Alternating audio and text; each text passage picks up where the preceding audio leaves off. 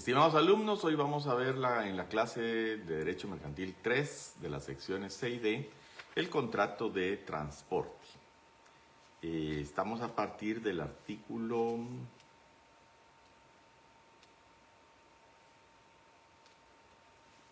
desde el capítulo sexto, sección primera, disposiciones generales, a partir del artículo 794 al 823. Y el concepto de contrato de transporte lo encontramos en el artículo 794. Bienvenida, María. Contrato de transporte. Por el contrato de transporte, el porteador se obliga por cierto precio a conducir de un lugar a otro pasajeros o mercaderías ajenas que deberán ser entregadas al consignatario. Entonces aquí tenemos tres figuras, ¿verdad? El contrato de transporte es entre un porteador, que es el que diríamos nosotros en lenguaje común, transportista, aquí le llamamos el porteador. Y hay dos clases de contrato de transporte. Contrato de transporte de personas y contrato de transporte de cosas. Vamos a ver más adelante que cómo se regula. Si son personas, pues es de transportar personas de un lugar a otro. Y siempre está el elemento de la distancia, ¿verdad? Es con natural o de la naturaleza jurídica del contrato que el contrato es de un punto a otro. O mercaderías ajenas. No son mercaderías propias del porteador, sino que tienen que ser mercaderías de otra persona, que vamos a ver más adelante, que se llama cargador. Entonces son el porteador, el pasajero o el cargador de las mercaderías que se están transportando de un punto al otro y con ánimo de lucro. O sea, no es gratis, es un contrato por un precio, ¿verdad? Es un contrato oneroso. ¿Qué nos dice el doctor Villegas al respecto? Bienvenidos los que están viendo ahí el contrato. Primero nos dice el doctor Villegas que el contrato se regulaba por el Código Civil, pero al entrar en vigencia el Código de Comercio, se regula como es correcto, como un contrato mercantil. ¿Por qué es correcto que sea un contrato mercantil? Porque el contrato de transporte es masificado y es importante para el comercio poder transportar personas y mercaderías de un punto A al punto B. Y como les decía, también se regula en dos clases, ¿verdad? El contrato de transporte de personas y el transporte de cosas o mercaderías. Y obviamente es una actividad mercantil que no funciona al arbitrio de los comerciantes, se sujeta a leyes y reglamentos dictados por el Estado, lo cual incide en el campo contractual. Bueno, porque como también está regulada la actividad de transporte por la empresa, por el Estado, regula las licencias de transporte, los permisos, las autorizaciones para dedicarse a esa actividad, pues hay una parte administrativa que incide en la parte mercantil o comercial propiamente dicha entre los comerciantes. Ya vimos el concepto que dice que conforme a esta norma podemos decir que el 794, artículo 794 del Código de Comercio, es el contrato por el cual una persona llamada porteador se obliga por un precio a conducir personas o cosas de un lugar a otro. Y también aplica para el contrato de transporte terrestre al aéreo o por agua, ya sea ríos, lagos, mares o vías navegables, canales. Y el régimen del contrato es genérico para todas esas formas de transporte. ¿Cuál es su naturaleza jurídico? Es mercantil. Es un contrato típico porque está tipificado dentro de los contratos particulares del Código de Comercio y que hay unas normas de carácter público, por ejemplo, que pese a que es una actividad privada, hay normas respecto a las tarifas o precios del transporte, rutas, horarios, categorías, etcétera, que están regidas por el derecho administrativo. En Guatemala, por ejemplo, la Dirección General de Aeronáutica Civil es la encargada de regular el transporte aéreo. Autorizaciones, permisos, regulaciones. Además hay varios tratados internacionales que regulan las condiciones en que se debe prestar el servicio de transporte aéreo. Los permisos los extiende la Dirección General de Aeronáutica Civil del Ministerio de Comunicaciones. Respecto al transporte terrestre, tenemos la Dirección General de Transportes, que regula las licencias de transporte nacionales de punto a punto dentro del país. Y muchas veces también las municipalidades ponen sus condiciones o sus regulaciones para poder entrar o circular por una municipalidad, y también afecta a esos temas del contrato de transporte. Ahora, nosotros lo vemos desde el punto de vista mercantil, la relación entre porteador, transportista, y pasajero o cargador de la mercadería que se está trasladando de un punto al otro. Es una unidad contractual autónoma el contrato de transporte. Obviamente el transportista, el porteador, tiene que cumplir una serie de requisitos administrativos para poder funcionar. Pero aquí lo que estamos hablando es el contrato entre porteador y pasajero, o porteador y dueño de la carga, cargador. Caracteres: es un contrato consensual, se perfecciona con el simple consentimiento, es bilateral, hay dos partes por lo menos, es oneroso porque se paga un precio o un ticket o un pasaje o un costo de la carga del transporte. Es principal porque es un contrato principal de transporte, ¿verdad? En el sentido de que no es un contrato accesorio a otro, sino que el contrato es por sí, persiste, ¿verdad? Y es conmutativo porque yo sé cuánto voy a pagar de tarifa y cuáles son de qué punto a punto me van a transportar y cuánto voy a pagar por eso. O cuánto cuesta el transporte de la carga de punto a punto, y cuáles son las conmutativas, porque ya están definidas claramente cuáles son las obligaciones de las dos partes. Una parte va a pagar el transporte, ya sea el pasaje o la carga o el traslado de la carga de un punto al otro, y el porteador sabe que tiene que trasladar a tal pasajero del punto A al punto B en tal fecha, o la mercadería ajena del punto A al punto B durante un plazo determinado. Esas son las características del contrato. Ya dijimos que hay dos clases de contrato de transporte, de personas y de cosas. El concepto de contrato de transporte regulado por el 794 es genérico y regula tanto el de personas como el de cosas. Abarca el transporte por tierra, aire o agua. El porteador, dice el artículo 796, tiene una responsabilidad personal aunque utilice servicios de terceros. Yo soy el porteador, yo contrato, me comprometo a llevar a un pasajero del punto A al punto B, pero y si algo le pasa a ese pasajero durante todo el trayecto, por ejemplo, lo voy a ir a recoger a su hotel en un microbús, lo voy a llevar al aeropuerto, lo voy a trasladar por aire a tal lugar, y al llegar al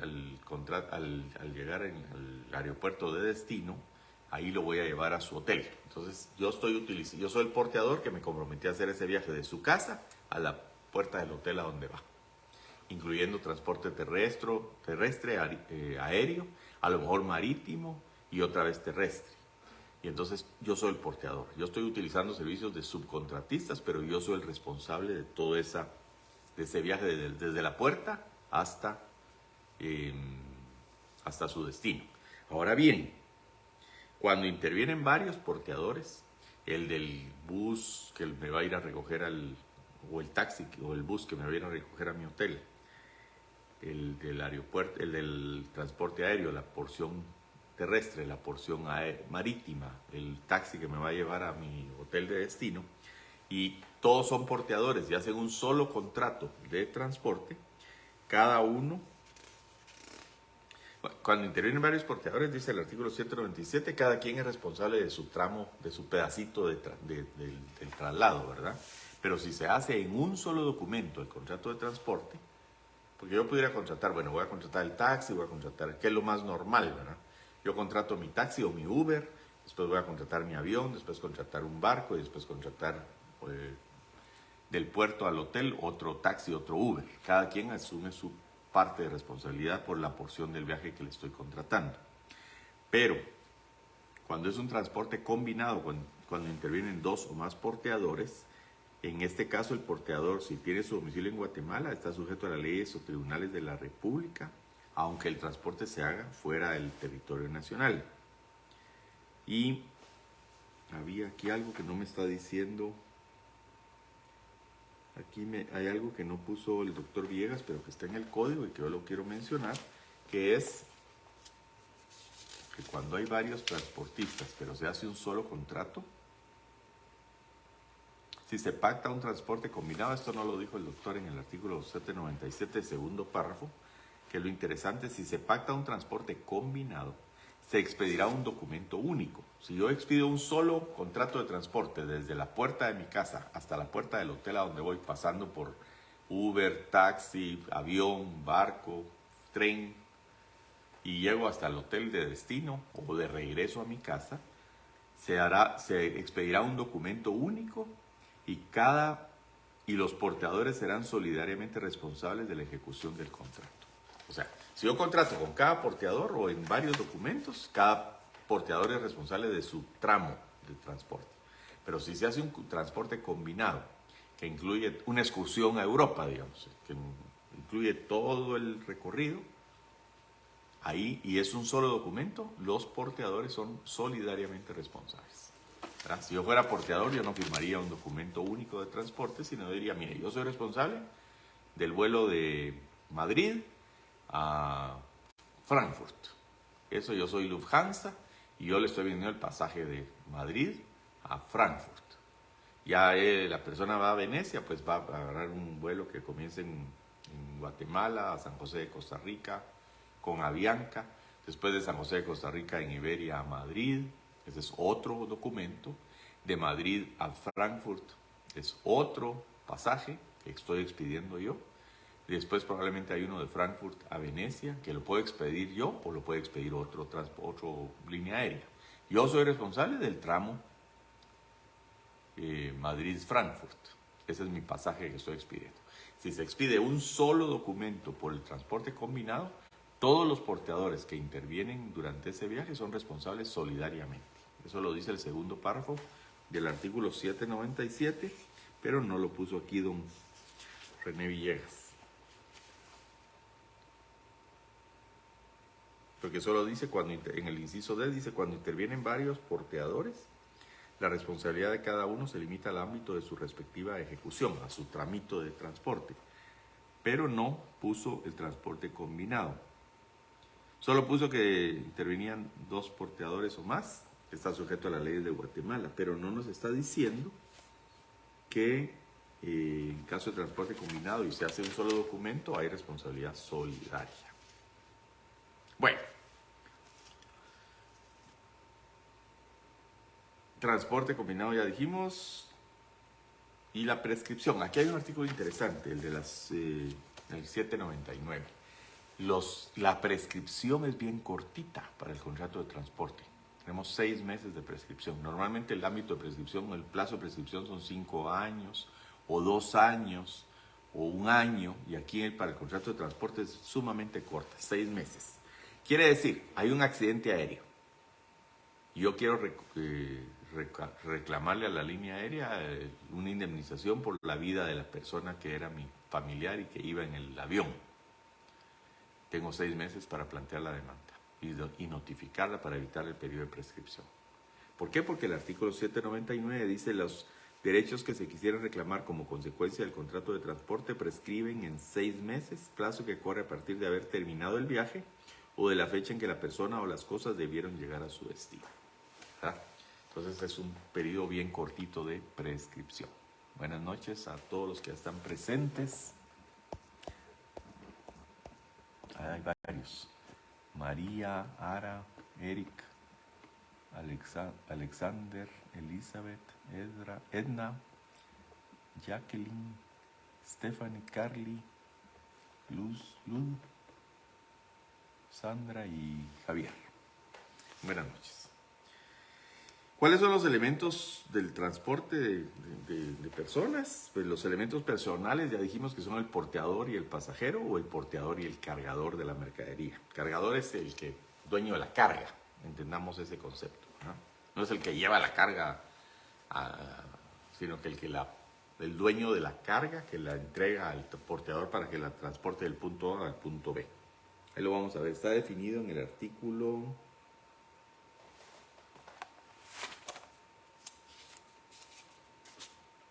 El artículo 805, que lo vamos a ver aquí más adelante. Porque primero habla del transporte de personas. Del artículo 800 al artículo 804 habla del transporte de personas. Dice, responsabilidad del porteador. Los porteadores serán responsables por los daños y perjuicios que causen los vehículos, aun cuando la persona que los conduzca no sea empleada del porteador, siempre que el vehículo se le haya encomendado, aunque sea de manera transitoria.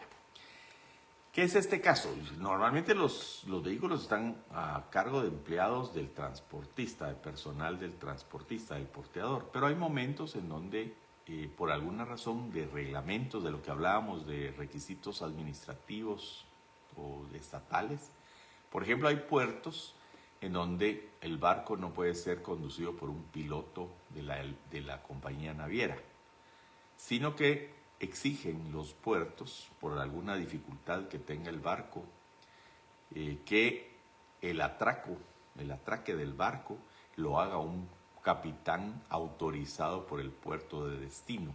¿Cómo funciona esto? El barco se acerca, todavía en alta mar, al puerto.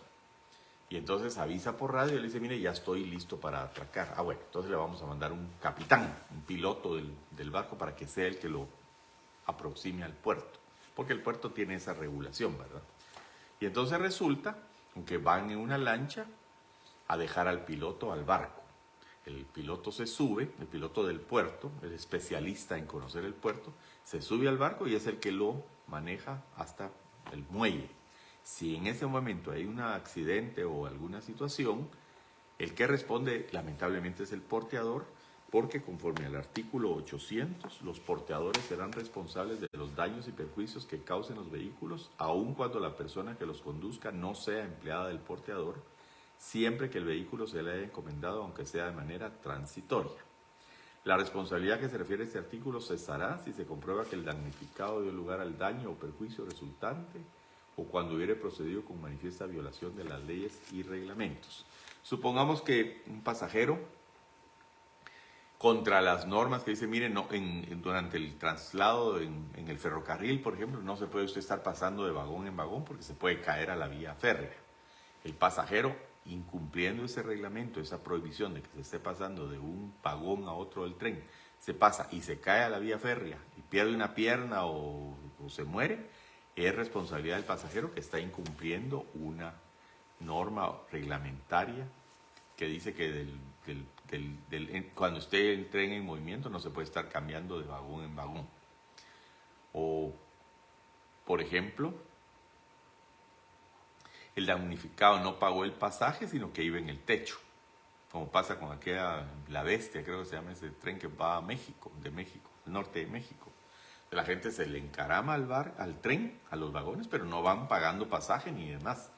Y se puede caer alguien de ahí arriba, no es responsabilidad del transportista, ¿verdad? Porque está incumpliendo las leyes o reglamentos, está yendo de polizón en un tren. O alguien que dice, mire, póngase su cinturón de seguridad, porque abroches el cinturón de seguridad porque vamos en turbulencia. Y en eso viene el avión, hace algún movimiento brusco, ya pasó el caso, la persona se pegó con un golpe duro en la cabeza y falleció. Pero la persona no llevaba el cinturón de seguridad, incumpliendo el reglamento que dice que cuando se enciende la luz de cinturón de seguridad, la persona se tiene que abrochar el cinturón. Entonces ahí, si se demuestra eso, porque los otros pasajeros lo vieron, porque hay declaraciones, porque hay videos, en alguna forma que se demuestre que no llevaba el cinturón, pese a que se le había indicado que se lo tenía que abrochar, y resulta un daño, pues entonces el porteador, o sea, la empresa de transporte, puede comprobar que el damnificado dio lugar al daño o perjuicio resultante, o cuando hubiere procedido con manifiesta aplicación de las leyes y violación de las leyes y reglamentos, ¿verdad? 801, valor declarado. Esto se refiere al equipaje que traen los pasajeros. Uno entrega su maleta y le dan un ticket. Si el porteador recibe el equipaje con valor declarado por el pasajero, los daños que se ocasionaren se regularán por dicho valor, salvo que se pruebe que es superior al real. ¿Cuánto vale su valija? Nos dice. Mi valija vale 1,000 quetzales o $1,000. Y le ponemos ahí el valor y me dan un ticket que dice que la valija vale $1000 y se pierde. ¿Qué valor me tienen que dar? Ese valor declarado. Salvo que la línea aérea o el porteador demuestre que ese valor era superior al real. Pero si se perdió la valija va a ser un poco difícil. Si se dañó la valija, a lo mejor sí podemos decir, mire, lo que iba en la valija no valía $1000. Está dañado, pero no vale $1000. Yo le voy a pagar el valor justo. Entonces tiene que probar el porteador que el valor declarado es superior al real. Ese es el primer supuesto, cuando se declara un valor. Cuando no se declara un valor es el segundo supuesto. Si no se hubiese declarado valor, la responsabilidad del porteador se limitará a una cantidad igual por kilogramo de equipaje al importe del pasaje que corresponda a un recorrido de 50 kilómetros. Entonces vamos a poner un ejemplo. De aquí a Puerto Barrios hay 400 kilómetros, asumamos, y el pasaje cuesta 200 quetzales. Este sería el ejemplo. La distancia son 400 kilómetros y el pasaje de ida son 200 quetzales. Supongamos que el pasaje de ida y vuelta cuesta 200, entonces hay que dividir, para ver cuánto cuesta cada kilómetro, hay que dividir entre 2, ¿verdad? Porque son 200 por ida y vuelta, que serían 800 kilómetros. Pero no la vamos a complicar aquí. Vamos a poner 200 quetzales me cuesta a mí un recorrido de 400 kilómetros de aquí a Puerto Barrios. Se perdió la valija. ¿Cuánto le tengo que pagar? ¿Cuánto pesaba la valija? 25 kilogramos, que es el máximo que puedo subir. ¿Cuánto le voy a pagar por valor que no está declarado a la valija? El cálculo que nos da el artículo 801 es que tenemos que sacar cuánto cuesta cada kilómetro. Si el pasaje vale 200 quetzales y son 400 kilómetros, cada kilómetro vale 50 centavos. ¿Están de acuerdo? 50 centavos por cada kilómetro. Vale. ¿Qué nos dice el artículo 801? Si no se hubiera declarado valor, la responsabilidad del porteador, del transportista, por un equipaje perdido, se limitará a una cantidad igual por kilogramo de equipaje al importe del pasaje que corresponda a un recorrido de 50 kilómetros. Entonces, 50 centavos que vale cada kilómetro por 50 kilómetros me da 25 quetzales cada kilogramo. Como el máximo que yo puedo llevar son 25 kilogramos, entonces yo saco 400 quetzales, 400 kilómetros valen 200 quetzales. Entonces cada kilómetro sale 50 centavos. Por 50 kilómetros, que dice el artículo, cada tramo de 50 kilómetros sale en 25 quetzales. 25 kilogramos tiene el equipaje perdido, porque ese es el máximo. Lo que le voy a tener yo que pagar de pérdida de equipaje son 5 por 5, 25, 5 por 2, 10, 12. 2 por 5, 10, 2 por 2, 4 y una 5, 50. 625 de equipaje perdido. No sé si están de acuerdo con ese cálculo. Si alguien no lo entendió, lo repetimos. A veces hay que hacer matemáticas para entender los artículos. Espero que todo les haya quedado claro. Ese es el equipaje acompañado. Perdón, no acompañado. El equipaje que yo facturé. O sea que el equipaje que yo declaré y se lo entregué a la línea aérea, a la compañía de autobuses, a la línea férrea o al barco, ¿verdad? A la naviera. Vamos a ver si dice ahí. ¿Cómo sacó el valor de cada kilómetro? Bueno, el valor de cada kilómetro es lo siguiente. 400 kilómetros es la distancia y el pasaje cuesta 200 de ida. Porque si el pasaje es de 200 de ida y vuelta, yo tengo que multiplicar estos 400 kilómetros por 2. Pero no lo compliquemos. 400 kilómetros cuestan 200 quetzales. Entonces, divido yo 200 entre 400, me da 50 centavos el kilómetro. Y multiplico por 50, que es lo que dice el artículo 801. Y me da que cada 50 kilómetros me cuestan 25 quetzales. Por 25 kilogramos, que es el máximo que puedo aceptar de maleta, el peso de la maleta, le estoy calculando 625 quetzales por pago de una valija que se perdió, que no tenía valor declarado. ¿Me queda claro, Jennifer y Eddie? ¿Les queda claro? Por favor, ¿me pueden confirmar?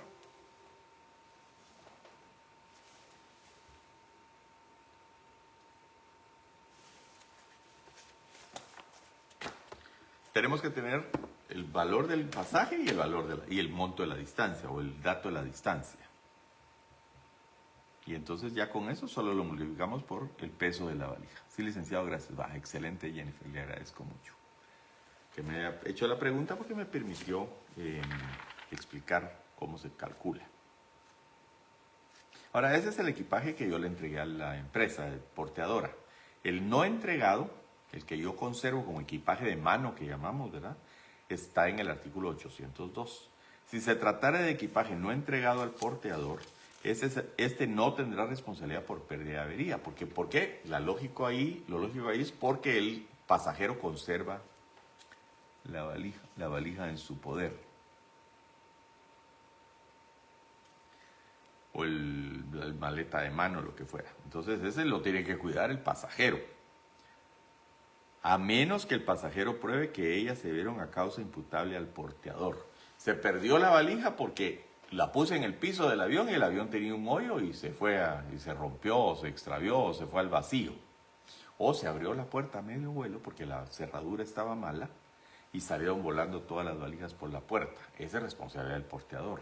Era equipaje no acompañado, equipaje acompañado, no declarado, pero fue culpa de la empresa de transportes que se perdiera ese equipaje. ¿Les queda claro?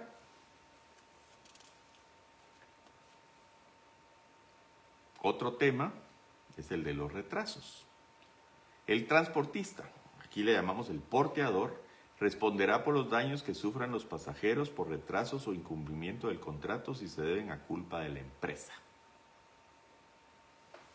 El porteador responderá por los daños que sufran los pasajeros por retrasos o incumplimiento del contrato si se deben a culpa de la empresa.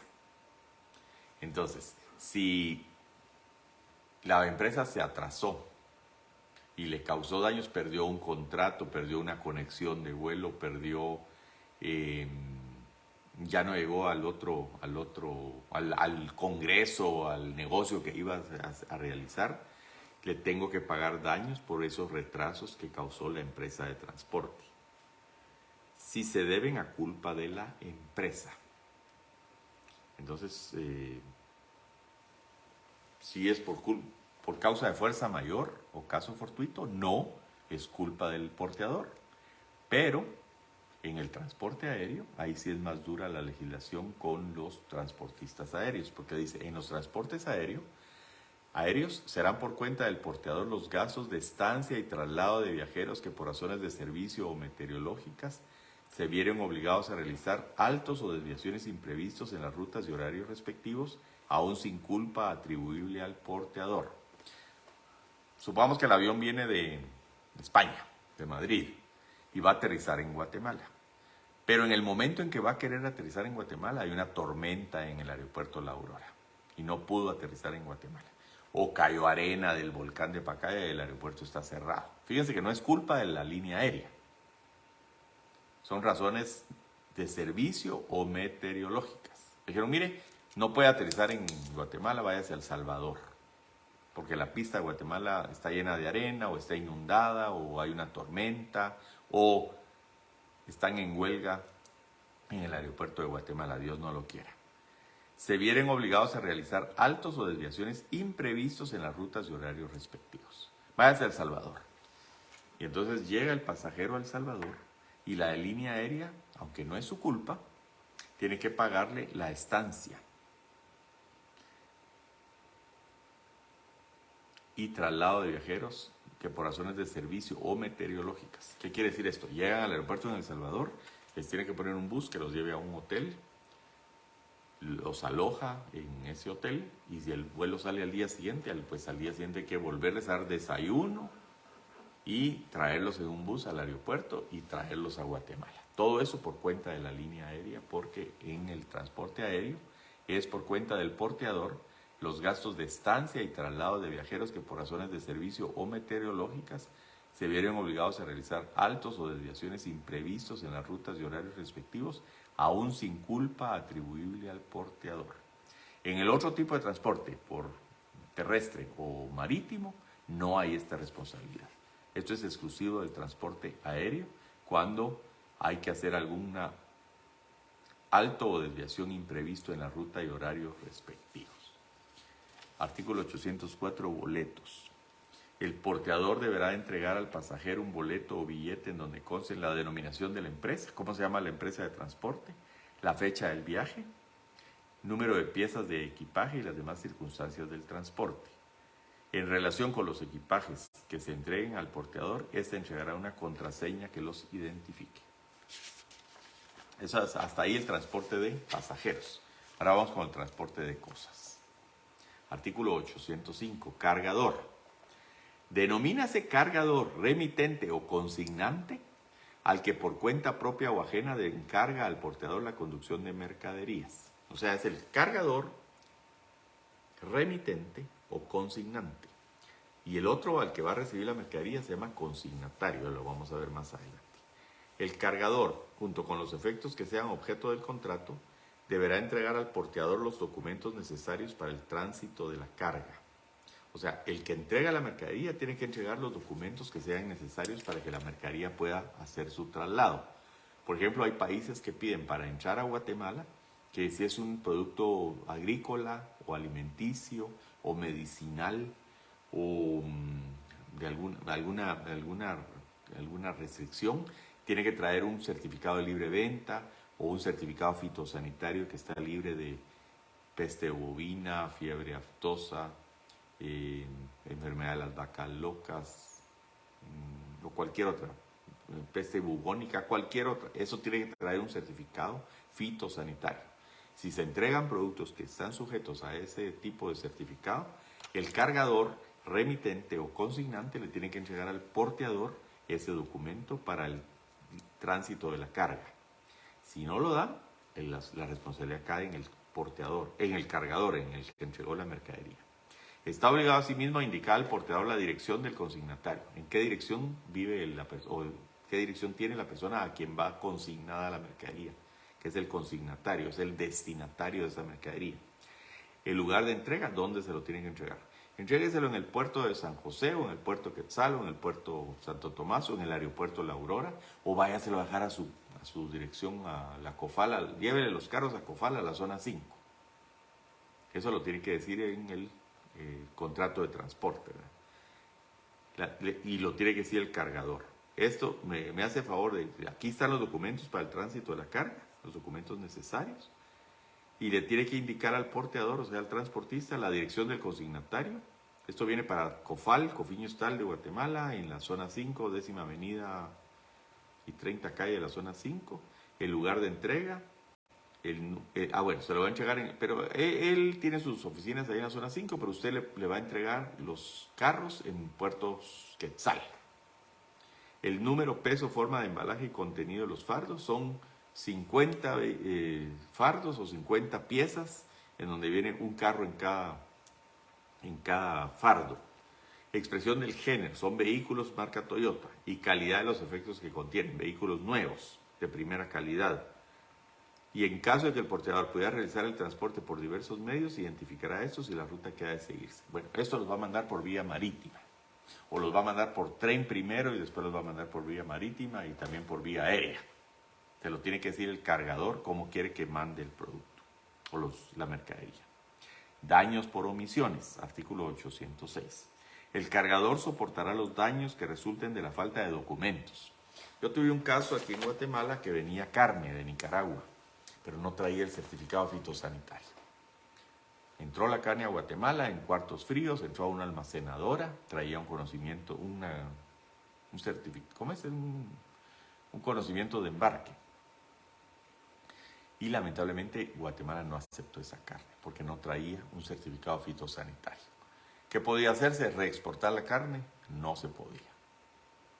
¿Regalársela al zoológico La Aurora? No la aceptaron.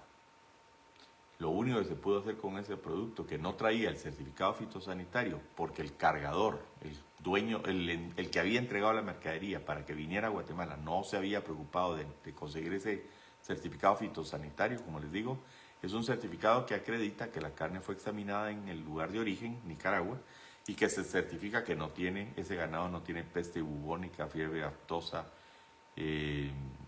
enfermedad de las vacas locas, brucelosis. Hay un montón de digamos, cuarentenas en donde no se permite que carne que tenga esas características pueda entrar, o carne de países que donde está presente ese tipo de enfermedades. Y entonces no se pudo importar esa carne. La única solución que hubo que hacer fue destruirla, enterrarla, y que, digamos, no se pudo comercializar en el país porque no traía ese certificado fitosanitario. ¿Quién soporta esa pérdida? El cargador. El artículo 806 dice: el cargador soportará los daños que resulten de la falta de documentos, de la inexactitud u omisión de las declaraciones que debe formular. Decía que venía carne de vacuna y resulta que era carne porcina o carne de perro o carne de caballo. No venían los documentos correctos. U omisión de las declaraciones que debe formular. Se declara que es mercadería que está de un hato de ganado libre de tales enfermedades, ¿verdad? Y no viene esa declaración. El que pierde, porque hay que destruir la mercadería, es el cargador. Y de los daños que provengan de defectos ocultos del embalaje. Si viene mal empacado y esa carne se descompone y daña otros productos con la sangre y lo que sale de la carne, también esos daños los tiene que pagar el cargador. Porque el embalaje también lo hizo el cargador, o debió haberlo hecho el cargador, o supervisado que estuviera bien empacado. Si el porteador realiza el transporte a sabiendas de que no se le han entregado los documentos necesarios para el tránsito de la carga, los daños serán a su cargo. Si el transportista, sabiendo que la carne, que es carne y que esa carne tiene que traer este certificado fitosanitario, lo trae y no exige el certificado fitosanitario, él es el que tiene la responsabilidad y él paga los daños de ese producto que se va, los que causen y la pérdida de la mercadería que no va a poder ser importada en Guatemala. Vicios ocultos. El cargador también responderá de los daños ocasionados por vicios ocultos de la cosa. La carne traía gusanos o venía en descomposición, o los carros vienen chocados, etc. El cargador responderá de los daños ocasionados por vicios ocultos de la cosa. Artículo 808, carta de porte o conocimiento de embarque, porque si ustedes saben que cuando ven los títulos de crédito, una carta de porte es por vía aérea y un conocimiento de embarque es por vía marítima o terrestre. El porteador deberá expedir un comprobante de haber recibido la carga que entregará al cargador, y si esto lo exige, una carta de porte o conocimiento de embarque. Ahora ya ni le llaman así en el comercio internacional, se le llaman el B/L, Bill of Lading en inglés. Es una especie de carta de porte, o más bien un conocimiento de embarque, porque el lading es como embarque. En todo caso, el porteador estará facultado para exigir la apertura y reconocimiento de los bultos en el acto de su entrega. El transportista, si tiene duda de qué le están entregando, le dijeron que era carne, pero dice, no, mejor sabe que ábrame los bultos, voy a revisar los bultos, a ver qué es lo que realmente me están mandando. Porque a lo mejor me están mandando algún producto en estado de descomposición que me va a arruinar mi otra carga, o me está mandando algo ilícito, o algo que me están diciendo que es una cosa y es otra. Entonces mejor lo voy a revisar. Tengo el derecho de pedir, revisar, abrir los fardos y reconocer los bultos en el acto de su entrega. ¿Qué pasa si la mercadería viene consignada a Cofal y después resulta que la Toyota allá en Japón le dice, mire, ya no se le entrega a los de Cofal, ahora mejor se lo entrega a Excel Automotriz? Se puede. Nuevo consignatario. Mientras el consignatario original no haya solicitado la entrega de las mercaderías, cuando éstas hubieran llegado a su lugar de destino, el cargador podrá designar un nuevo consignatario. Mientras Toyota o Cofal, no reclame los carros, el cargador, que es Toyota Motor Company, puede decir, mire, ya no se los entregue a la Cofal, entrégueselos a la Excel Automotriz. Pero si se hubiera expedido carta de porte o conocimiento de embarque, no podrá ejercerse la facultad que concede este artículo de cambiar el destinatario, el consignatario de la mercadería, sino mediante la devolución de la carta de porte o el conocimiento de embarque, y el pago de los gastos que origine la expedición de una nueva. O sea, si la naviera entregó, el transportista entregó un conocimiento de embarque o una carta de porte, obviamente no le podemos decir, mire, cambia el destinatario. ¿Por qué? Porque va a venir el destinatario original con su carta de porte y me va a decir, mire, entrégueme a mí los carros. Pero si no se emitió conocimiento de embarque o carta de porte, sí se puede cambiar el destinatario. Y si se emitió, se puede devolviendo la carta de porte o el conocimiento de embarque y pagando la emisión los gastos de emisión de una nueva carta de porte o conocimiento de embarque. Rescisión. El cargador, el que entregó la mercadería para que fuera transportada, podrá rescindir el contrato antes de comenzar el viaje. Todavía no se han venido los carros, todavía están en el puerto de Tokio y dice, mire, ya no se los lleve. Previo pago de la mitad del flete y devolución de la carta de porte. ¿Verdad? Y ahí lo vamos a dejar porque quiero que lean los artículos para poderlos explicar para la próxima clase. Yo le puedo decir, pero antes de que salga el viaje, le puedo decir, mire, ya no se los lleve. Le voy a pagar la mitad del flete. Previo pago de la mitad del flete y de la devolución de la carta de porte. Ahora, si ya salió el barco para Guatemala, ahí ya no puedo rescindir el contrato. Ya, too late. Ya comenzó el viaje y ya no lo puedo parar. Y ahí vamos a ver los otros artículos, el lugar de entrega, la recepción de las mercaderías y demás. Por favor, lean hasta el artículo 823, que es el de las negras. Y también vamos a leer el contrato de